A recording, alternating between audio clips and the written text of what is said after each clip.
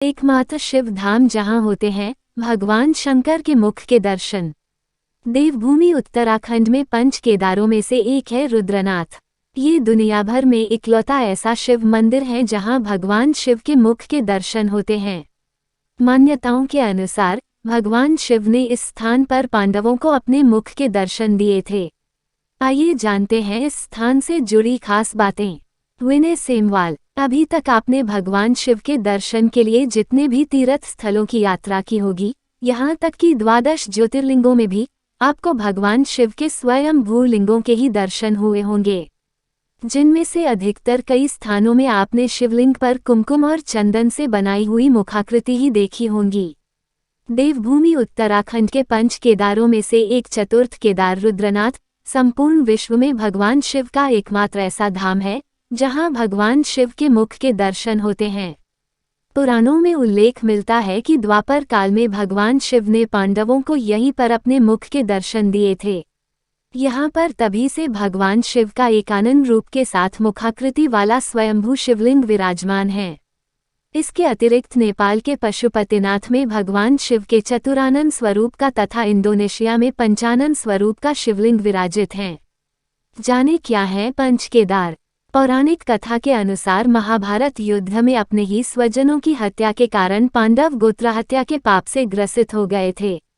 गोत्रहत्या के पाप से मुक्ति के लिए भगवान श्री कृष्ण ने पांडवों को भगवान शिव की शरण में जाकर उन्हें प्रसन्न करने की सलाह दी।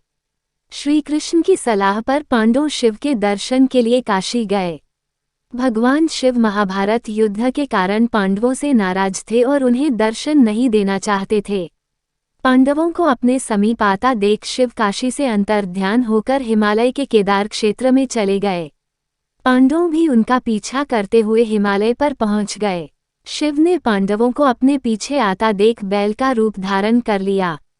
भीम ने बैल के रूप में शिव को पहचान दिया। भीम जैसे ही शिव को पकड़ने लगे शिव जमीन में घुस गए। भीम के द्वारा शिव को पकड़ने के दौरान बैल रूपी शिव का धड़ वाला भाग भूमि में ऊपर ही रह गया। शिव का धड़ वाला भाग जिस स्थान पर रहा वह प्रथम केदार कहलाया। यही केदार 12 ज्योतिर्लिंगों में केदारनाथ के नाम से प्रसिद्ध है। शिव को ढूंढने के क्रम में हिमालय के जिन 5 स्थानों पर पांडवों को शिव के जिन 5 अंगों के दर्शन हुए वहां पर पांडवों द्वारा भगवान शिव के मंदिरों की स्थापना की गई। केदार क्षेत्र में स्थित होने के कारण ये स्थान पंच केदार कहलाए। पांडव को इस तरह से दर्शन देने के विषय में शिव व पार्वती के मध्य हुए संवाद का वृतांत स्कंद पुराण में इस प्रकार मिलता है। जब शिव पार्वती को बताते हुए कहते हैं, पूर्वं हि पांडवै सर्वै गोत्रहत्यास्मिन्विताः केदारेशेति ख्यातिस्त्रिषु लोकेषु मुक्तिदः अधोमार्गेण देवेशी मन्मुख तु महालये। पूर्व में जब पांडवों गोत्र हत्या के पाप से मुक्ति के लिए मेरी शरण में आए तो मेरे केदार क्षेत्र में ही उन्हें गोत्र हत्या के पाप से मुक्ति मिली। मेरा यह मुक्ति दाता केदार देश तीनों लोकों में प्रसिद्ध है। अपामार्ग से मेरा मुख महालय रुद्रनाथ में है। पंच केदारों में प्रथम केदार केदारनाथ है जहां सर्वप्रथम पांडवों को भगवान शिव के धड़ के दर्शन हुए थे।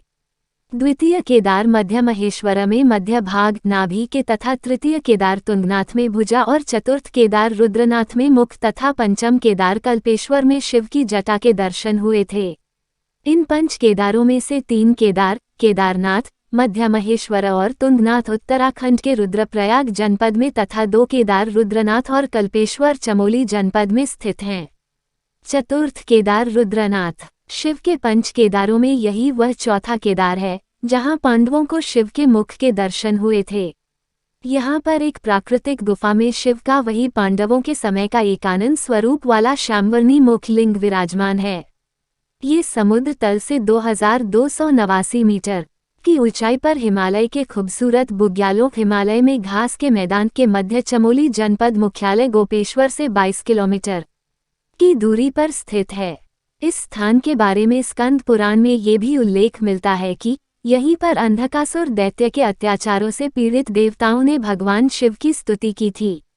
तब देवताओं की स्तुति से प्रसन्न होकर भगवान शिव ने उन्हें अंधकासुर के अत्याचारों से मुक्त कराने का वचन देते हुए इस स्थान को अपना सबसे प्रिय स्थान बताते हुए सभी देवताओं से यह कहा था, मामेव शरण प्राप्ता ह्यन्धकस्य भयार्दिताः गुरोस्तव महापीठेऽस्मिन् रुद्राल्ये प्रिये इदं प्रियतरस्थान ममास्त्येव न संशयाः। अतः सम्भ्रभावेन पार्वत्या च गणेशे। निसंदेह ये स्थान मुझे अत्यंत प्रिय है, अतः आपके स्नेह के कारण सम्भ्रभाव से मैं और पार्वती अपने गणों के साथ सदा यहाँ निवास करेंगे। मुझे इस स्थान से बढ़कर कोई दूसरा स्थान प्रिय नहीं है।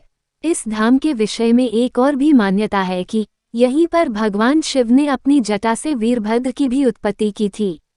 वीरभद्र को इस क्षेत्र में शिव के मंत्री के रूप में पूजा जाता है। यहाँ पर मंदिर परिसर में पांडवों और वन देवियों के भी छोटे छोटे मंदिर हैं। धाम में पुराणों में वर्णित पवित्र सरस्वती सरोवर, मानस सरोवर, नारद कुंड और वैतरणी नदी आदि तीर्थ स्थल भी हैं। स्कंद पुराण में यहाँ की वैतरणी नदी के बारे में उल्लेख मिलता है कि इसमें पितरों को तर्पण देने से उन्हें सब प्रकार की तृप्ति प्राप्त होती है और यहाँ पर किया गया एक पिंडदान गया में किए गए 1000 पिंडदानों के बराबर है। इसी प्रकार यहाँ के सरस्वती कुंड के विषय में भी स्कंद पुराण में बताया गया है कि इस सरोवर में मृकुंड नाम का एक मत्स्य हजारों वर्ष से तपस्यारत है। कृष्ण पक्ष की मंगलवार को पड़ने वाली महाचतुर्दशी महाशिवरात्रि के दिन यह अपने परिवार के साथ इस कुएं में विचरण करता हुआ दिखाई देता है। तीर्थाटन के साथ ही यदि आप मानसिक शांति पाने हेतु ध्यान के लिए प्रकृति के शांत वातावरण वाली किसी जगह की तलाश में भी हैं तो आपको इस तीर्थ स्थल की यात्रा जरूर करनी चाहिए। यहाँ के शांत वातावरण तथा प्रकृति की सुरम्य वादियों और हिमालय की नैसर्गिक छटा के मध्य भगवान के दिव्य स्वरूप वाले अलौकिक विग्रह के समक्ष ध्यान करने पर एक अलग ही दिव्य अलौकिक आध्यात्मिक अनुभूति होती है। तब जाएं पंच केदार। यहाँ के कपाट प्रत्येक वर्ष ज्येष्ठ माह की संक्रांति से कार्तिक माह की संक्रांति यानी मई के तीसरे सप्ताह से अक्टूबर माह के मध्य तक श्रद्धालुओं के लिए खुले रहते हैं।